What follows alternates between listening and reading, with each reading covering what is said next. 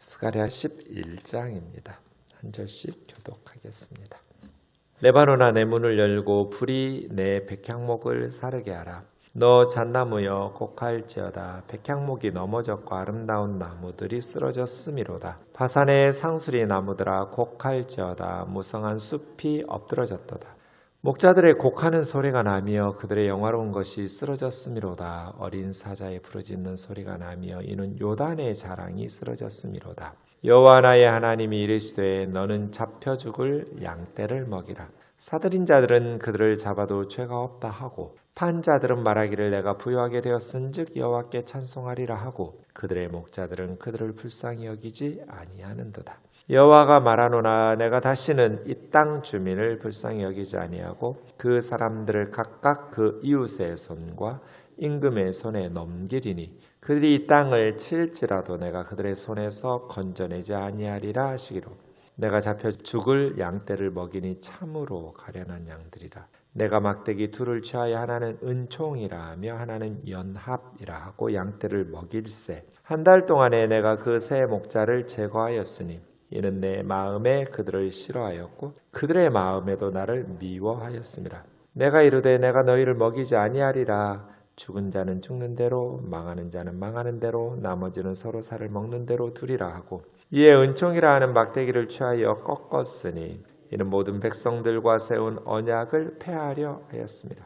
당일에 곧 폐함에 내 말을 지키던 가련한 양들은 그것이 여호와의 말씀이었던 줄 안지라. 내가 그들에게 이르되 너희가 좋게 여기거든 내 품삯을 내게 주고 그렇지 아니하거든 그만두라. 그들이 곧 은 30개를 달아서 내 품삯을 삼는지라. 여호와께서 내게 이르시되 그들이 나를 헤아린 바 그 싹을 토기장이에게 던지라 하시기로 내가 곧 그 은 30개를 여호와의 전에서 토기장이에게 던지고 내가 또 연합이라 하는 둘째 막대기를 꺾었으니 이는 유다와 이스라엘 형제 의리를 끊으려 함이었느니라.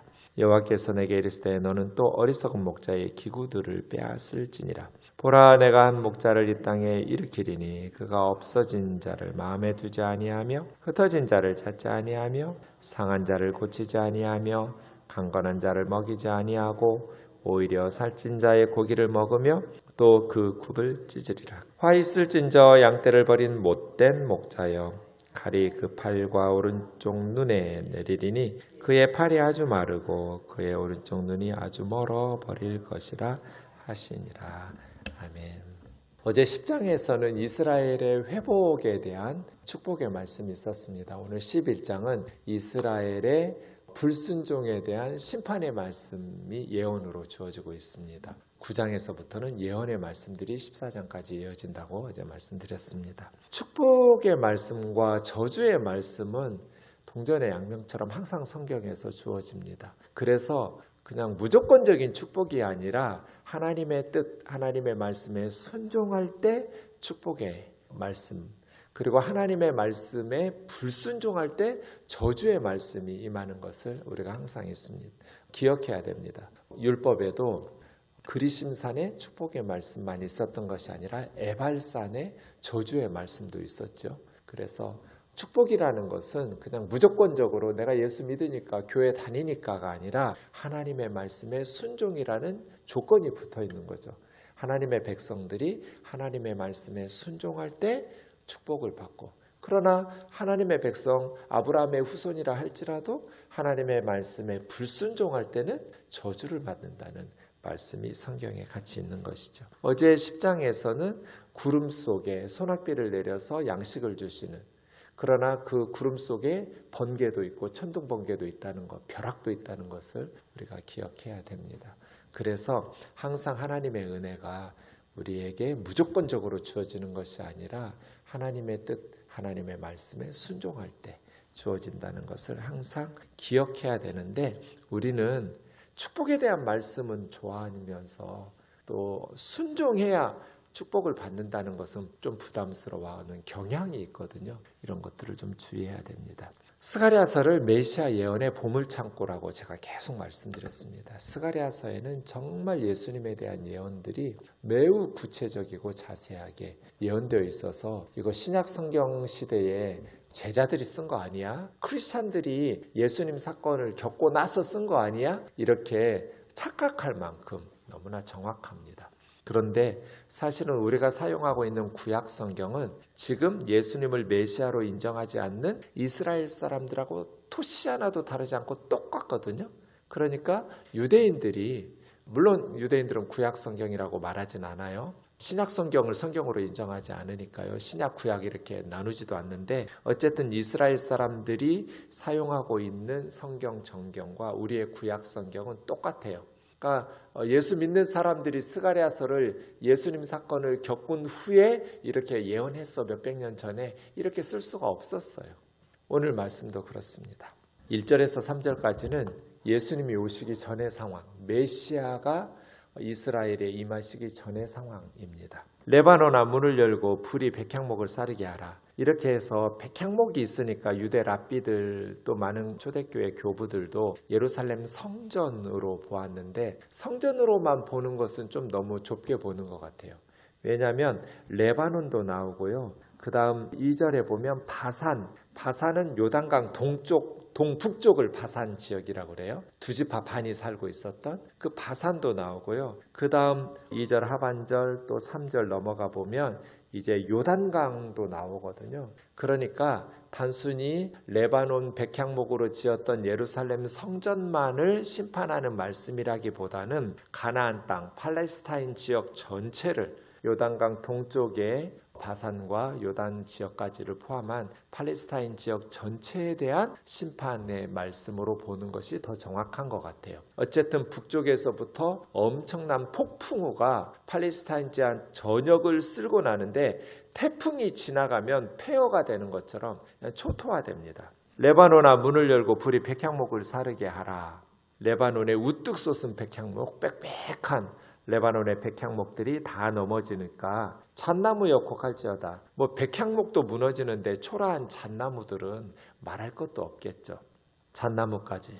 그러니까 고귀한 백향목뿐 아니라 힘없고 연약한 백성들, 잣나무들까지 다 심판을 받고 곡하고 쓰러진다는 거죠. 바산의 상수리 나무들, 갈릴리 동북부, 요단강 동북쪽 지역, 거기도 곡하고.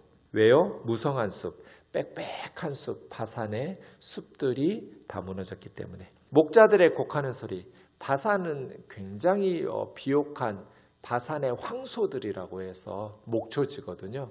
목초지들이 다 엎드러지고 폐허가 되니까 폭풍우에 태풍에 날아가 버리니까 목자들이 통곡하겠죠. 더 이상 양떼들을 또 짐승들을 키울 수 없으니까요. 목자들의 곡하는 소리가 나며 그들의 영화로운 것 초원입니다. 그 세계에서 가장 비옥한 바산의 초원들이 다 무너졌기 때문에 어린 사자들도 소리가 나며 사자는 밀림의 왕이니까 유다의 왕들을 의미하고 있습니다. 지도자들 중에 요단의 자랑, 요단강 좌우에 관목들이 있었거든요. 숲이 우거져 있어요.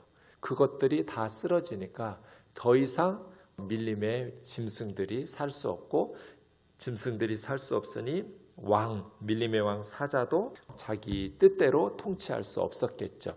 이스라엘 사람들이 메시아가 임하기 전에 무슨 일이 있어요? 주전 64년에 로마의 군대가 이스라엘의 진군에서 통치하기 시작하죠.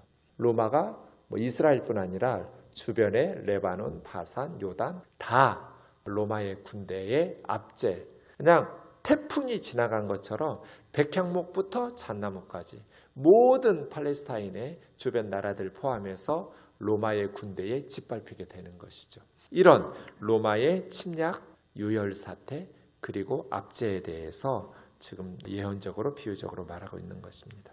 이러한 때 예수님이 태어나시죠. 메시아가 오세요.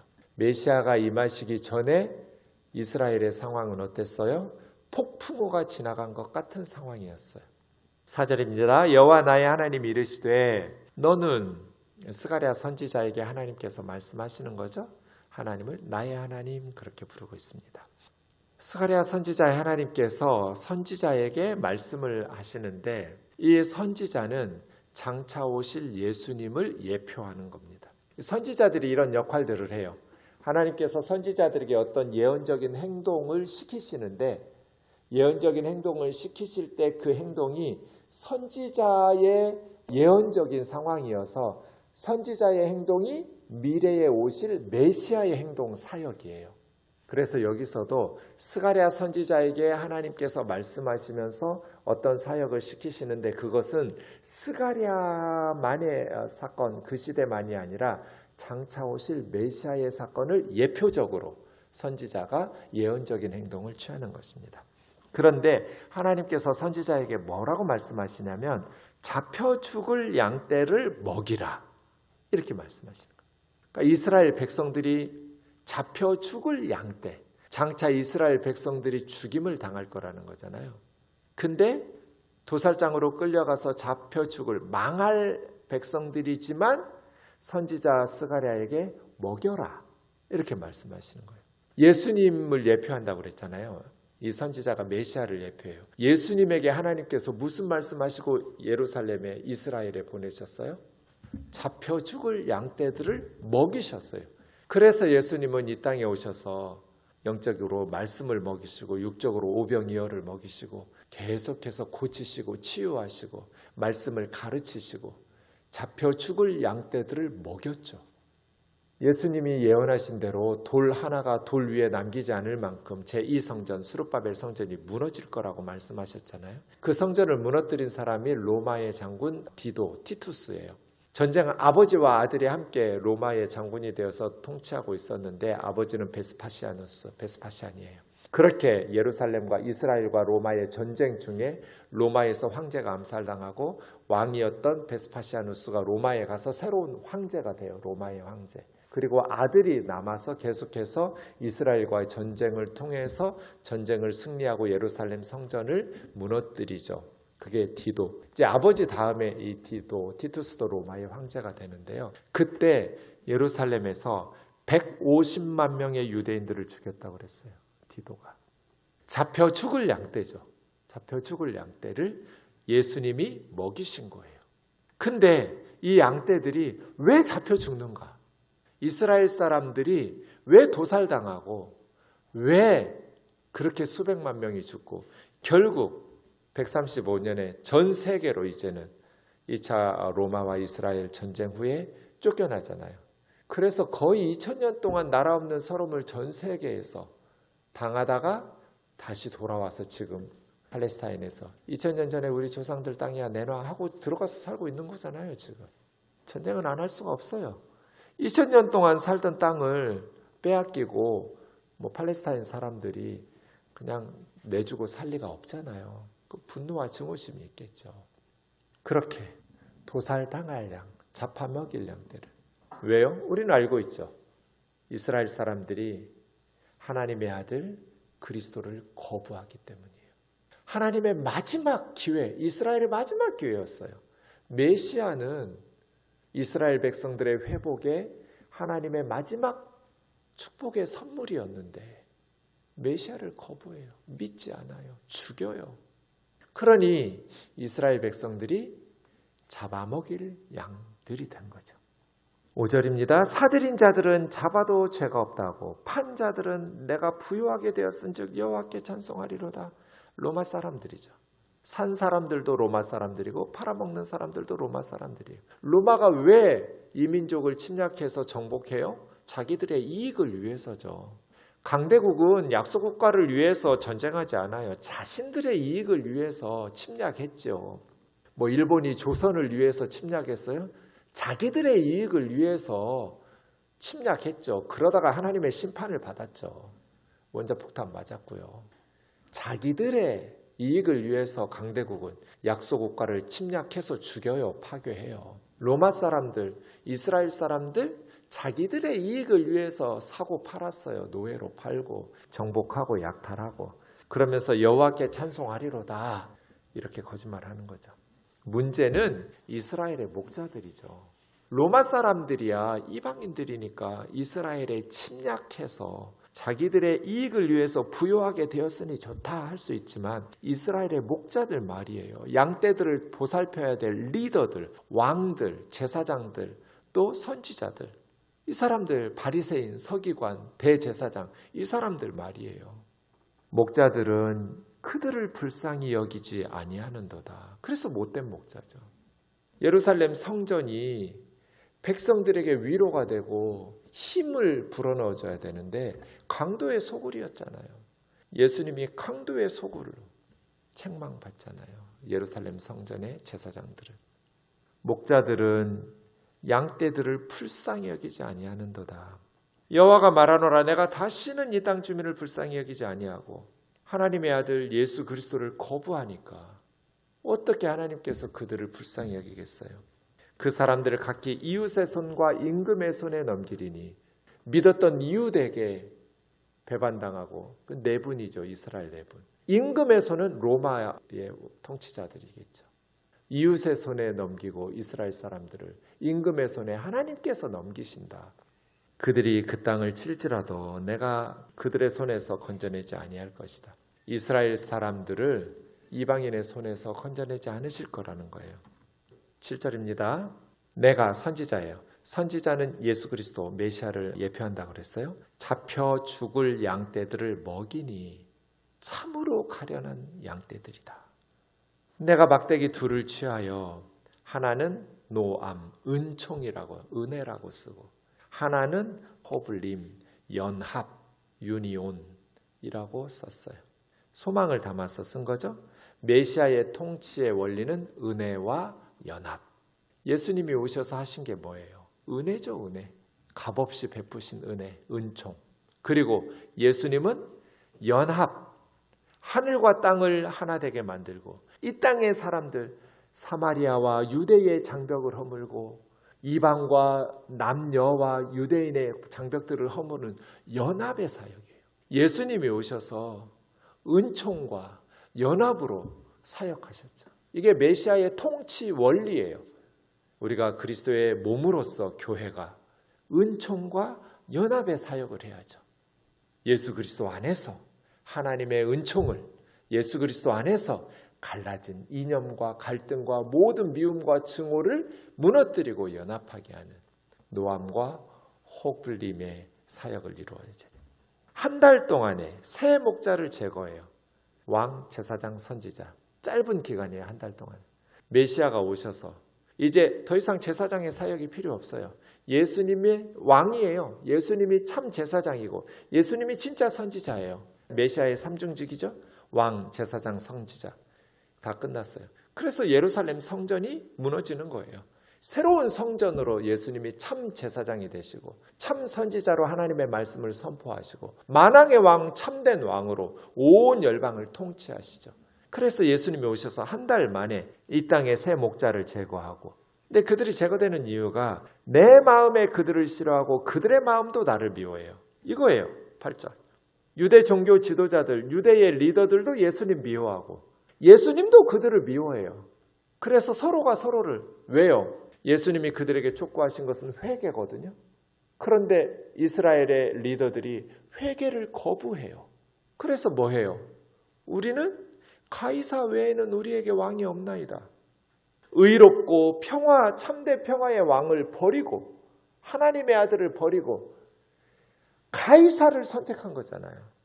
이것이 결정적으로 예수 그리스도를 거부한 이스라엘. 그래서요. 이웃의 손과 임금의 손에 하나님께서 그들을 넘기고 잡아 먹힐 양떼들이라고 말하는 거예요. 예수님의 음성을 귀하게 듣고 회개하지 않고 주님을 미워하고 거부하고 배척하니까. 9절. 내가 이르되 내가 너희를 먹이지 아니하리라. 예수님의 음성에 귀 기울이지 않으니까 더 이상 먹이지 아니하리라. 죽는 자는 죽는 대로, 망하는 자는 망하는 대로, 나머지는 서로 살을 먹는 대로 그대로 두리라. 그래서 유다가 로마에 의해서 무너지고 전쟁에 2번 패배하면서 죽는 자는 죽는 대로, 망하는 자는 망하는 대로, 또 기근과 굶주림에서 서로의 살을 뜯어먹는 예루살렘이 포위되고 갇혀버려가지고 이런 비극이 문자적으로 일어나요. 실질적으로 역사 가운데 마치 이스라엘 역사를 보고 쓰는 것 같아요. 이에 은총이라는 막대기를 꺾었으니 메시아를 미워하고 거부하고 죽이고 배척하는 이스라엘 사람들에게 더 이상 은총이라는 막대기가 꺾어져서 옛 언약이 폐하여 하나님께서 오래 참으시면서 은총을 베푸시고 계속해서 종들을 보내서 소장료 보내라고 하니까 악한 농부들이 보내는 종들마다 죽이고 때리고 빈손으로 보내고, 마지막에는 내 아들을 보내리라, 내 아들은 공경하겠지 해서 마지막으로 하나님께서 독생자 예수 그리스도를 보내는데, 얘는 상속자니까 저놈만 죽이면 이 포도원은 이제 영원히 우리의 것이다, 하나님의 나라는 내 거야, 우리들 거야 하면서 그 아들을 포도원 밖에서, 성 밖에서 때려 죽여가지고 버렸잖아요. 이게 악한 소장농의 비유, 예수님 비유잖아요. 그렇게 하나님의 아들을 죽이고 하나님의 아들의 복음을 거부하니 은총이라는 막대기가 꺾이죠. 하나님의 은혜, 언약이 깨져버려요. 11절, 당일에 곧 패함에 예루살렘이 패배했어요. 예루살렘이 멸망하던 때 내 말을 지키던 가련한 양들, 선지자의 말을 지키던 가련한 양이 있었는데, 사실은 예수님의 말씀을 지키던 가련한 양들은 크리스찬들이죠. 선지자의 말을 지킨 사람들, 소수의 무리들이 있었어요. 예수님의 말씀을 지킨 소수의 제자들과 크리스찬들, 가련한 양들은 이것이 여호와의 말씀이었던 줄 안지라. 그래서 예루살렘이 포위되기 시작할 때 크리스찬들은 어디로 갔냐면 요단강 동쪽으로 가서 펠라 지역으로 피해요. 이 전쟁은 이스라엘의 리더들은 우리가 승리한다, 하나님께서 복을 주셔서 로마의 군대를 이기고 이스라엘의 해방 구원의 때가 되었다라고 결사항전했지만, 예수님이 뭐라고 말씀하셨어요? 예루살렘이 멸망할 때가 오면 너희는 지붕 위에 있는 사람 옷 가지러 집으로 들어가지도 말고, 밭에 있는 사람 집안에 뭐 보물 챙기러 가지도 말고 그대로 달아나라고 그랬어요. 크리스찬들은 예수님의 말씀을 기억하고 요단 동쪽의 펠라 지역으로 가서 다 살아남았어요. 왜냐하면 이것이 여호와의 말씀인 줄 알았기 때문에, 예수님을 통해서 주신 하나님의 말씀이. 그 얘기하는 거예요. 11절은 당일에 내가 그들에게 이르기를 너희가 좋게 여기거든 내 품삯을 내게 주고 그렇지 않으면 그만둬라 했더니, 예수님 품삯으로 얼마 주었어요? 은 30개.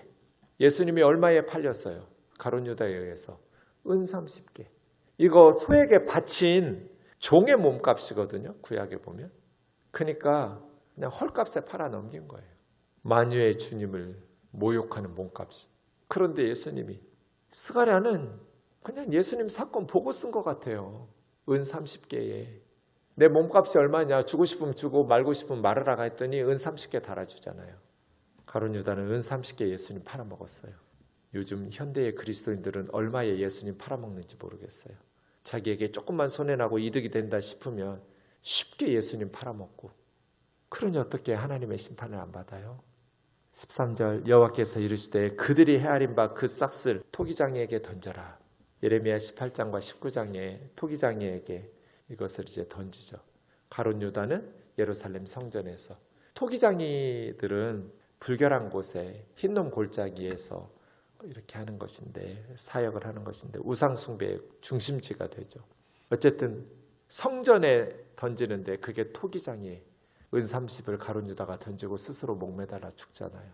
그렇게 우상 숭배와 같은 변질돼버린 예루살렘 성전의 대제사장들, 유대 종교 지도자들, 더러운 그곳에 던지고, 내가 연합이라는 막대기를 꺾어서, 이제 두 번째 막대기까지, 참 목자이신 예수님을 버리고 거짓 목자들에게 속아가지고 십자가에 못 박으시오, 십자가에 못 박으시오 해서 죽였던 예루살렘과 유다 백성들은, 거짓 목자들의 말을 들었던 그들에게는 연합도 은총도 다 깨지는 것이죠.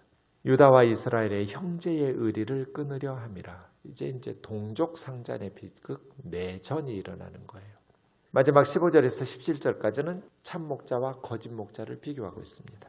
예수님은 참된 목자로 오셔서 그들을 먹이셨는데, 은총과 연합으로 이끄셨는데, 그 참된 목자를 미워하고 가이사 외에는 우리에게 왕이 없습니다 하면서 거부했을 때, 그리고 거짓 목자들은 어떻게 했어요? 어리석은 목자의 기구들을 빼앗을지라. 목자들이 가지고 다니는 막대기랄지 물맷돌이랄지 주머니랄지 이런 것들 다 빼앗을 것이다. 더 이상 목자 역할 못한다는 거죠.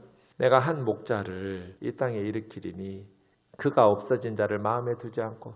양들이 없어지는데 그 악한 목자들은 마음에 두지도 않아요. 흩어진 자를 찾지 않고, 흩어진 양들은 맹수의 밥이 될 텐데 찾지도 않아요. 상한 양떼들을 고치지도 않아요. 강건한 양떼들을 먹이지도 않아요. 오직 살찐 자의 고기를 먹으며 굽을 찢으리라. 못된 목자는 잔인하게 양떼들을 잡아먹기만 해요.